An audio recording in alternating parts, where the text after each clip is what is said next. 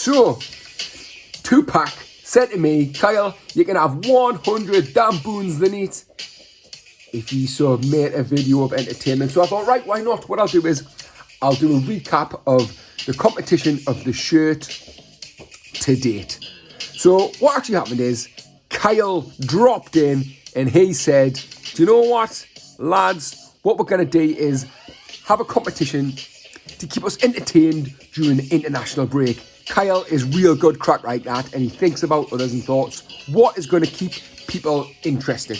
So what he does is he devised, some would say a trick, but mainly a competition that would mean that everyone was in the mix for a retro 90s shirt. I think I had Shaun Goater, Paul Kitson, and a few other bits and bobs in there. And I cleverly drafted in Tupac. So Tupac came in and I assigned him the task of running this competition that I'd made. Basically a testimony on his organisation skills. So Tupac, his first job was to round up the boys. So he got in Headphones. He brought in Phil Rag. Who else did he get in? Oh, he got in Desperate Dan. He brought in Gabe the Spoon. He also brought in Jura, as well as STP. You can just sit there with Jura. Jura will love you sat on his lap. And he brought in Plups. And last but no man means least, Colo. So once all the boys were rounded up, he had to set some rules. So he set a lot of rules up, like regular updating tables, basically any ACCAs in the international break. Whoever's got the most damboons at the end wins the shirt. However, Tupac lost control very, very early doors within the game. He lost total control. And what he decided to do is throw a massive wobbler. Wobbled all over the shop, did Tupac, because couldn't take constructive criticism.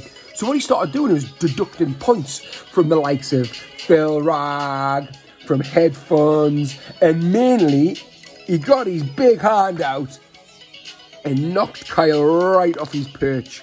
He started deducting loads of points, did Tupac. And then, to make matters worse, he then left his laptop at work, so one of his original rules of regular table updates couldn't be achieved. Now, the main problem with this was no one knew how many points and how many damboons they had to gamble with, especially Colo.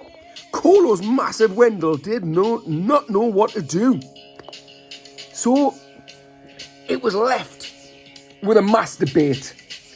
And without telling Kyle what Tupac did, he had already decided that he was going to deduct a shizer loads of points off Kyle. So poor Kyle was none the wiser and was just placing his bets like every other toggerer. However, Tupac had already thought of this plan and devised to crush Kyle's chances of the retro shirt. So he did this by basically voiding all of Kyle's bets. Granted, week 1 and week 2 possibly had grounds for being voided, but definitely not his mega bet he put on 169 the next day.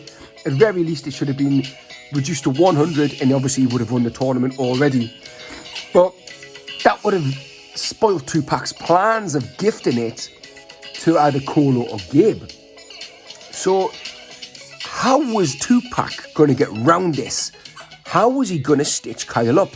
Well, this is what he did. He made a new rule altogether, stating that anyone who had placed a bet with not enough damboons, no matter what, even if the person didn't know they had them damboons or not, it was just void. It was the only way he could knock Kyle down. Oh, naughty, naughty Tupac. So, with only 2 games left, Tupac cut Kyle's points from a mighty 1,850 down to just 251.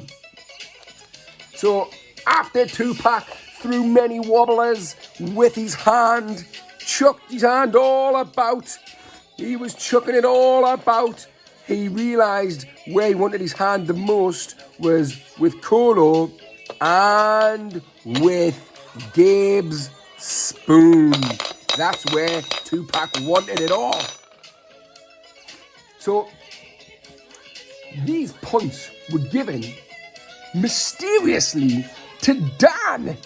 No idea how Dan got these points, but the points that were deducted from Sexy Kyle, from Phil Rags Afro, and from Headphones and his massive cork Wendell were given to Dan.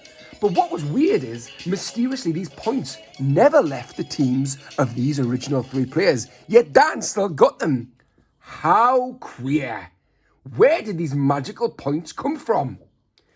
Then Tupac thought, what should I do here? As strumming on his banjo, he thought, I will deduct 251 points that Kyle had. He'll take 250, and what does that leave Kyle with?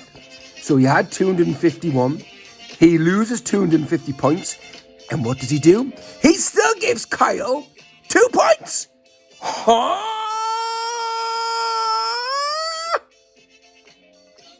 It was all a bit strange.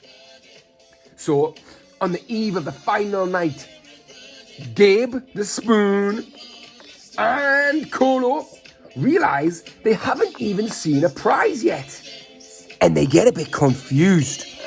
Colo gets angry and gets a massive stud on. He's like, Tupac, this reminds me of season 1 when we were playing for absolutely nothing and it was totally pointless. This is exactly the same. I have wasted all this time and I haven't even got a prize to play for. Clever, clever Tupac. He laughed. Tupac chortled all the way home as he realised that he had made this whole tournament up without even buying a shirt. What play by Tupac. And then, just as the final twist in the tale, a bombshell was dropped by Kyle. He had masterminded this whole competition to set the challenge to Tupac to see how well he would cope with commissioner-style responsibilities. And yes, this was the perfect punishment for Tupac for not doing his videos.